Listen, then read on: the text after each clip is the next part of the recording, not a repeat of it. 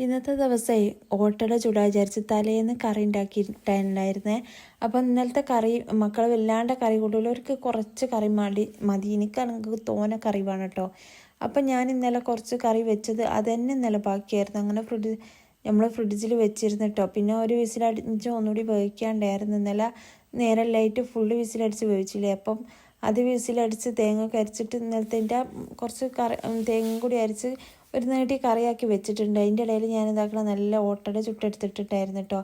അപ്പോൾ ഞാൻ അടുപ്പിൽ തീ കൂട്ടാൻ പോയില്ല. രാവിലെ തന്നെ ഒന്ന് നേരമില്ലാട്ടെന്ന് കുറച്ച് ലേറ്റായി പോയിട്ടുണ്ടായിരുന്നു എണീക്കാൻ. അപ്പോൾ നല്ലൊരു ഓട്ടടയും ചുട്ടെടുത്തിട്ടുണ്ട് കേട്ടോ. ഓട്ടട എന്ന് പറഞ്ഞാൽ ഇവരുപ്പാക്ക് ഭയങ്കര ഇഷ്ടമുള്ളൊരു സംഭവം കേട്ടോ ഓട്ടട. പണ്ടൊന്നും എനിക്ക് അങ്ങനെ വല്ലാണ്ട് അറിയില്ലായിരുന്നു ഓട്ടട കേട്ടോ. പിന്നെ ഞാൻ ഹസ്ബൻഡിൻ്റെ വീട്ടിലെ ഓട്ടട ഇങ്ങനെ ഇടയ്ക്കിടയ്ക്ക് ചുടുമായിരുന്നു. പക്ഷേ അല്ലേ ഞാൻ എൻ്റെ വീട്ടിൽ പോകുമ്പോഴായിരുന്നു അവിടെ ഓട്ടട ചുടുക. ഞാനുള്ളപ്പം ഫുള്ള് പത്തിരിയും വിട്ടുമായിരുന്നു കേട്ടോ. അപ്പം തന്നെ എനിക്ക് ഈ ഓട്ടട കിട്ടൂലായിരുന്നു. കാരണം ഉമ്മാക്ക് പെട്ടെന്ന് എളുപ്പത്തിലും അതേമാതിരി അറിയുന്ന ഒരു സംഭവം എന്ന് പറയുന്നത് ഓട്ടടയായിരുന്നു. പത്തിരി കുഴക്കണം, പരത്തണം, ചുടണം. അപ്പം ഞാനുള്ള സമയം മുഴുവൻ പത്തിരിയും ഞാൻ എൻ്റെ വീട്ടിൽ പോകുമ്പോൾ മാത്രമേ ഈ ഓട്ടട ചുടുക.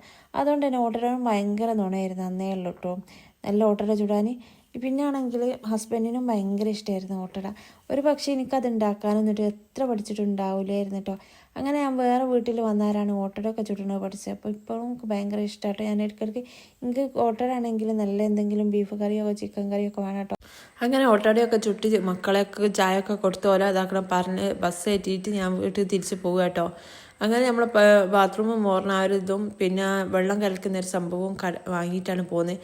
അങ്ങനെ വീട്ടിലെത്തിയപ്പോൾ മുറ്റത്ത് നിറച്ച ഇല, ഇവിടെ കണ്ടമാന ഇല കേട്ടോ. വീഡിയോ ഒന്നും എടുക്കാൻ തന്നെ നേരം ഉണ്ടാവില്ല, അത്രക്കും ഇലയാണ് കേട്ടോ വീട്ടിലുണ്ടാകുക. അപ്പം ഞാനൊരു തരം ചൂല് വാങ്ങിയിട്ടുണ്ട് കേട്ടോ. ഈ നമ്മളെ റോഡൊക്കെ അടിച്ചു വരുന്ന ആൾക്കാരുണ്ടാകുമല്ലോ, ഓരോ കയ്യിലൊക്കെ കണ്ടിട്ടായി വാങ്ങിയത് കേട്ടോ. ഒരു പക്ഷേ ഞാൻ അടിച്ച് തേക്കല്ലാത്തത് കൊണ്ടായിരിക്കാം എനിക്ക് ഇതിനോട് അടിക്കാൻ കഴിയുന്നില്ല കേട്ടോ. എനിക്ക് എൻ്റെ സാധാ പട്ടുചൂല് തന്നെ വേണം കേട്ടോ. എങ്ങനെ അങ്ങോട്ടും ഇങ്ങോട്ടും കാട്ടിക്കൂട്ടിയിട്ട് ഞാൻ ഏതായാലും മെല്ലെ മെല്ലെ അടിച്ച് നോക്കുക കേട്ടോ. പിന്നെ ഞാനിത് ചിലപ്പോൾ പഠിച്ചാൽ ശരിയാവാൻ മതി കേട്ടോ. അപ്പോൾ ഏതായാലും കുറച്ച് നേരം ഞാൻ ഇതിനോടൊന്ന് അടിച്ചു നോക്കട്ടെ വിചാരിച്ചിട്ട് അടിക്കാൻ ശ്രമിച്ചു നോക്കുക കേട്ടോ.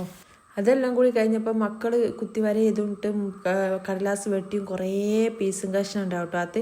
അപ്പോൾ ചെറിയൊരു ബക്കറ്റ് ഞാൻ അവിടെ വെക്കലാട്ടോ, ഇതുപോലത്തെ ഒരു വേസ്റ്റ് ബക്കറ്റ്. അപ്പോൾ അതിലൊക്കെ കുറേ കടലാസ് ഒരു മുറിച്ചിടും. പിന്നെ പ്ലാസ്റ്റിക് എടുക്കാൻ ഇവിടെ ആൾക്കാർ വരുന്നത് കൊണ്ട് പ്ലാസ്റ്റിക് ചാക്കിലും ആക്കും. ഇതുപോലെ കടലാസും പിന്നെ കുറേ ഇവിടെ ഉള്ള ഇതുണ്ടാവും. അതെല്ലാം കൂടി നമ്മളിവിടെ കൊണ്ടുവന്നിട്ട് കത്തിക്കാട്ടോ ചെയ്യാം. അങ്ങനെ കിണറിൻ്റെ മുകളിൽ കുറേ ഇല വീണെടുക്കുന്നുണ്ട് കേട്ടോ. ഇതെങ്ങനെ ആയാലും ആഴ്ചയിലും ഒഴിവാക്കണം. കാരണം എന്ന് വെച്ചാൽ അടുത്ത പറമ്പത്തെ മരത്തുമെന്നാണ് വിൽക്കുന്നത്. ഇവിടെ കാര്യമായിട്ട് ഞങ്ങൾക്ക് മരത്തുമെന്ന് വിൽക്കാൻ ഒരു ഭാഗത്തേ ഉള്ളൂ. ഈ ഭാഗത്ത് ഫുള്ളുള്ള മുമ്പിലെ വശത്തുള്ള മരത്തുമെന്ന് വിൽക്കുന്ന കേട്ടോ. അതെല്ലാം കൂടി ഒഴിവാക്കി അതും കത്തിക്കാനാക്കിട്ടോ. പിന്നെ നമുക്ക് അവിടെ ഒരു നമ്മളിതാ കുറേ ആയിട്ട് അതിങ്ങനെ. അപ്പോൾ ഒരു വെട്ടു വിചാരിച്ച് ഇതുവരെ സ്ഥലമൊക്കെ വിൽക്കുകയാണെങ്കിൽ വെട്ടി ഒഴിവാക്കും വിചാരിച്ച് കാത്തിരുന്നത് ഇതുവരെ ആക്കിയില്ല കേട്ടോ. അത് കഴിഞ്ഞ് നോക്കുമ്പോൾ ഇതാക്കണം ഈ ഒരു മതിൽമേൽ എന്തോ ഈ നമ്മളെ പനങ്കുരു പോലത്തെ അത് കുറുക്കം തിന്നാലല്ലേ പനങ്കുരു കാഷ്ടിക്ക് എന്താ അറിയില്ല. പിന്നെ ഞാൻ കുറച്ച് ചേന കുഴിച്ചിട്ടിട്ടുണ്ടായിരുന്നു കേട്ടോ. അപ്പോൾ ചേന എൻ്റെ മക്കളുടെ തൊട്ട് തന്നെ മെലിഞ്ഞൊരു സുഖമില്ലാത്ത രീതിയിലായിട്ടുണ്ടാകണേ. അങ്ങനെ പിന്നെ ഇതാക്കണം സിഗരറ്റ് തപ്പുമ്പോൾ മക്കളെവിടോ സിഗരറ്റ് കൊണ്ടുവന്ന് കളിച്ച് കൊണ്ടുപോയിട്ടാഞ്ഞിട്ടുണ്ടോ. ഞാൻ സാധാരണ കത്തിക്കാൻ വേണ്ടി സിഗരറ്റ് ഒന്ന് എടുത്തൊക്കെ ഉണ്ടായിരുന്നത്. ഇവരെങ്ങനെ സിഗരറ്റ് വെച്ചാലും ഒരു കണ്ട് കിട്ടിട്ടോ. ഏതായാലും ഞാനിതാക്കണം ഇതിലെല്ലാം കൂടി തീ എടുക്കട്ടെ വിചാരിച്ചിട്ടോ. അങ്ങനെ കത്തിക്കാൻ പറഞ്ഞാൽ ഈ കടേൻ്റെ അടുത്ത് വന്ന് കത്തിക്കുന്നത് വെച്ചാൽ അപ്പുറത്തൊന്നൊക്കെ ഓരോ സംഭവങ്ങൾ നട്ടുപിടിപ്പിച്ചതും കൊണ്ട് അവിടെ ഒന്നും നമുക്ക് ഇതാക്കാൻ ചെയ്യാൻ പറ്റൂല കേട്ടോ, കത്തിക്കാൻ പറ്റൂല കേട്ടോ. അങ്ങനെ ഏതായാലും ഇതാക്കണം അതിന് തീയിട്ട് പിന്നെ കുറച്ച് ഇവിടെ അടിച്ച് വരാനുണ്ടായിരുന്നു കേട്ടോ. അപ്പം അതെല്ലാം കൂടി അടിച്ചിട്ട് അതിലേക്ക് കൂട്ടിയാൽ അതും കൂടി കത്തിക്കാലോ വിചാരിച്ചിട്ടാണ്. അപ്പോൾ ഈ ഒരു ഇലക്കമല ചൂലുകൊണ്ട് നമ്മൾ മറ്റേതിൻ്റെ മാതിരിയായിട്ട് സ്പീഡ് അടിച്ച് വരാൻ കഴിയുന്നില്ല കേട്ടോ. ഇവിടെ എങ്ങനെ ആര് വന്നാലും അപ്പോൾ ഒരു വൃത്തികേടായിക്കൊണ്ടാകും. എപ്പോഴും അവിടെ ഇലകളാട്ടാണ്ടാകുക, വേസ്റ്റുകൾ ഇങ്ങനെ ഇല വിൽക്കുന്നതും കൊണ്ട്.